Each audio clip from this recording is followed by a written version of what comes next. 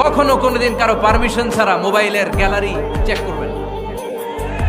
কখনো কারো পারমিশন ছাড়া তার ফেসবুকের মেসেঞ্জারে কে কার সাথে চ্যাটিং করেছে এটা করা যাবে না।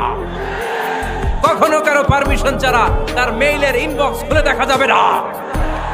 কখনো কারো পারমিশন ছাড়া কারো ব্যক্তিগত চিঠি পড়া যাবে না।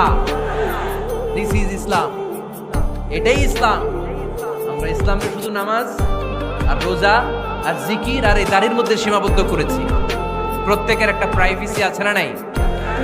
Everyone has privacy and no one should interfere in his privacy or in her privacy. প্রত্যেকের একটা প্রাইভেসি আছে না নাই? মানুষ ছোট হলেও তার একটা সম্মান আছে না নাই? এজন্য ছোট্ট বাচ্চাদেরকে কখনো প্যান্ট খুলতে বলবেন না।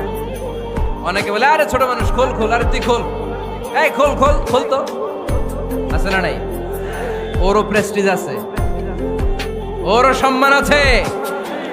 খবরদার, everyone has a personal space and no one should interfere someone's personal space. কারো পার্সোনাল স্পেসে যেন আমরা নাক না গলাই। অনেকের বদ স্বভাব ফ্যামিলি ম্যাটার নিয়ে, প্রাইভেট ম্যাটার নিয়ে কথা বলে। ভাই কি চাকরি করেন? সরকারি না বেসরকারি? সরকারি। বেতন কত? উনার বেতন কত? এটা দিয়ে আপনার কি লাভ? ঠিক কি না? মানুষ একটা দেখলে ভাই বয়স কত, ভাই বেতন কত, ফার্স্ট ইমপ্রেশনে, ফার্স্ট যখন আপনি কারোর সাথে দেখা করবেন, বেতন কত, বয়স কত, এগুলো জিজ্ঞেস করা যাবে? কেউ যখন কারো ঘনিষ্ঠ হয়, বন্ধুতে রূপান্তরিত হয়, তখন এই কথাগুলো।